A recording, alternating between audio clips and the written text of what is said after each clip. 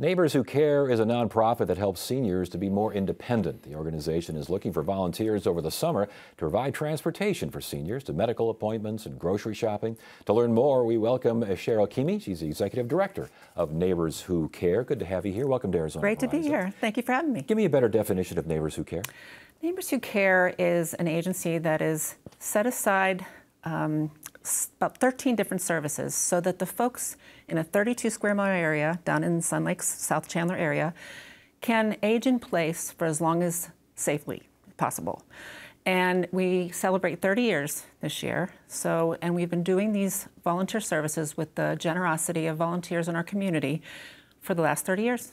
So basically these are homebound folks, unable to drive, but still want to stay at home, aging in home. That's correct. Some may come on board as a client because they're having a knee replaced or a hip replaced. And then they resume their life and they stop being a client. Interesting. There are a fair amount, say about 125, 130, who are homebound all the time, do not drive any longer, and can take care of themselves. They just need a little bit of help. Yeah, and the help includes transportation to medical appointments, to grocery store shopping, these sorts of things? That's correct. Errands, if they need to go to the bank, need to go to the post office, those kind of things.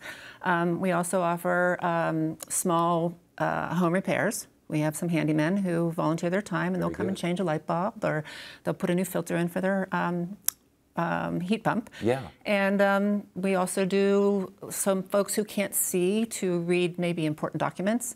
Folks will come over and help them read through some complicated insurance documents, that kind of thing. So we make sure that they feel confident that they can stay in their home and be safe. Dinner delivery, these sorts of things. And also, I would imagine, all this stuff sounds like caregiver kind of stuff. Sometimes the caregiver wants to go out to dinner and take a little bit of a break. I'm glad you mentioned it. Yes, caregivers are very dear to us, and we offer free respite care, which is unheard of. So each week, a person who is caring for someone that they cannot leave at home alone can go and get their doctor's appointment or maybe their hair done, either 1 4-hour free 4 hours of respite care or 2 2-hours a week. Interesting. Someone will come and sit with them. And with that in mind, what about just friendly visits, just stopping by and saying hello? Is that part of the process? It is. So that's somebody who might come and spend an hour with someone, just have conversations. So that isolation, as you can imagine, with elderly is rampant. Yes. And so being able to socialize folks by having someone stop by, or even having a reassurance call, maybe every morning or maybe once every other day. We have folks who will do that, and you don't even have to be in Arizona to do that. That's true. Folks with Parkinson's, folks with Alzheimer's, dementia, memory issues, how does that play into all this? A lot of the folks that are caregivers are caring for someone who has a form of dementia or perhaps Parkinson's. And the folks that we bring in as volunteers, many of them are retired nurses, but we do not require any medical anything. So no one is expected to transfer anyone or take them to the bathroom. Literally, it's just sitting with someone and keeping them company. And that's what volunteers do. But volunteers, correct me if I'm wrong here, they can go on vacation, and lots of folks go on vacation in the summer, don't they? And I'm so glad you brought that up. So we are positioned, our particular agency is positioned on the edge of a retirement community.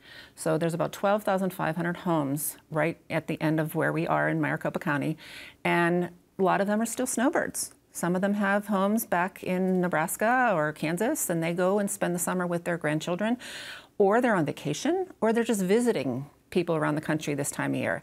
We lose about 2/3 of our volunteer corps this time of year, which is desperate. It's very difficult. And so we are really hoping some folks will step up for just a few months and help us. If everyone just did like 1 service a week or even 1 service every 2 weeks, it would really help us. How are they recruited? How are volunteers recruited? Every way we can. We do a lot of community education, free on aging. Folks will be interested in learning a little bit about maybe they're going to be signing up for Social Security or Medicare. We vet a lot of speakers, and then we do speaker series throughout the community, and then we do an annual aging conference, and folks come and they meet us, and then we hook them. And you hook them, but do you match them up? Like this person will be good for that person? That's exactly right, yes. So we make sure that the folks who are a certain age are matched with somebody that age, or if somebody is a woman and they want another woman to come, we make sure that we honor that, and we make sure anybody that we recruit knows that they can do what they want to do and they are never asked to do what they don't want to do. For those who want more information on volunteering, for more information on the program, where do they go? The first place I would suggest is our website, neighborswhocare.com. There is another Neighbors Who Care in Massachusetts, so make sure it's not that one. Okay, yeah. And they do the same thing as we do. We also have a podcast. It's called Solving Life's Next Chapter, and that's also available. You can find it on anywhere you find podcasts or on our website. Very good. Great information and great work. Thank you for sharing it with us. Cheryl Keamy, Neighbors Who Care. Thank you so much. Thank you so much for having me.